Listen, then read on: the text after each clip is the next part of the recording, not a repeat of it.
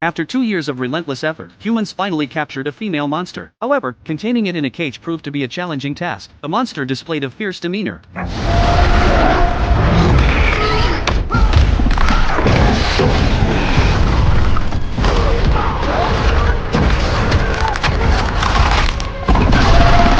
Not willing to let their 2 years of work go to waste, the commander had to step in personally. It was discovered that one of the monster's tentacles was exposed. Identifying the problem, Ella decisively fired and immobilized the monster. In the next moment, the beast lunged at her, sending her flying 30 meters away. Fortunately, her teammates reacted swiftly, saving her from further harm. Ella kicked the monster back, coordinating with her teammates, and successfully managed to lock the monster inside the cage.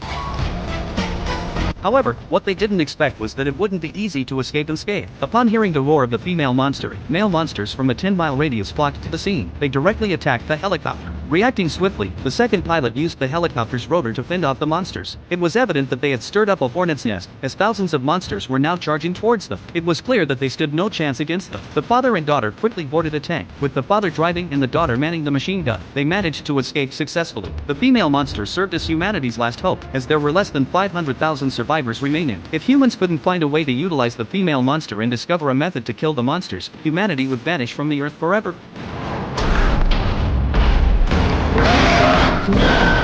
Time was of the essence, and humans immediately began conducting anesthesia research on the female monster. Ella extracted blood from the monster and placed it into a machine operated by artificial intelligence. Targeted lethal toxins were successfully developed. However, just then, the monster suddenly woke up, accompanied by the roars of other creatures. Humanity's last refuge was exposed. In the next moment, an army of monsters launched a full-scale attack, breaching the human base and initiating a final assault. Both sides engaged in a deadly battle. Humans fought to preserve human civilization, while the monsters fought to protect their species. Neither side would show mercy to the other. However, the battle was one-sided. Due to the overwhelming number of monsters, despite humans unleashing all their firepower, they eventually lost the battle. With only 8 minutes left until the time travel operation, humanity couldn't hold out much longer. Ella had to sacrifice part of their defense to gain a chance. She ordered everyone to protect the time machine at all costs. If they could successfully transport the lethal toxin back 30 years into the past, humanity could mass-produce it and prevent this catastrophe from happening. However, the monsters were aware of what humans knew as well. A group of monsters stormed into the research facility and promptly severed the chains, releasing the female monster. With its heightened sense of smell, the female monster quickly tracked down Ella's hiding spot. Soon, the mother monster commanded elite monsters to surround them. The father and daughter realized they had nowhere to escape and had no choice but to fight the monsters to the end.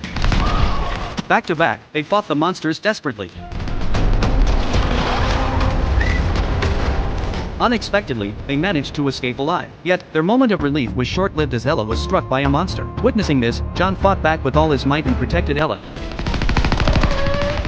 ensuring her escape. However, the monsters pursued them relentlessly. In the next moment, Ella and the monster plummeted from a high platform. The father jumped down and managed to grab her, but Ella made the difficult decision to let go, understanding that if they both died there, the mission would go uncompleted. Surprisingly, John couldn't bear to let go and jumped as well. Fortunately, the time machine activated just in time, preventing him from making a fatal mistake. They time traveled back to 30 years earlier, and upon awakening, John immediately instructed the military to produce the lethal toxin and used it to eradicate the monsters in the past. However, to their dismay, they were told that the time travel device from the future had been destroyed, rendering them unable to return. In despair, John returned home and relayed the events of the past few days to his wife, expressing his regret for not being able to save their daughter. Unexpectedly, his wife calmly told him that they still had a chance. She suggested that perhaps the reason the monsters weren't detected promptly was that they had already been on Earth. Therefore, they could use the information from the first appearance of the monsters to find them and eliminate them in their infancy. Upon hearing this, John immediately shared the plan with the authorities. However, they outright rejected it, stating that the initial monster appearance was in Russia, and Russia would never allow the United States military to launch an attack. The crucial point was that John didn't have concrete evidence to prove the existence of monsters there, so his suggestion was not taken seriously. Nevertheless, John turned to his father for help. His father happened to have an old transport plane, and warriors from the future who had fought alongside John before also believed him and joined the expedition. They soon made a significant discovery. There was a massive ice cap on top of the ice layer. They detonated it and found that there was an empty space beneath the ice cap.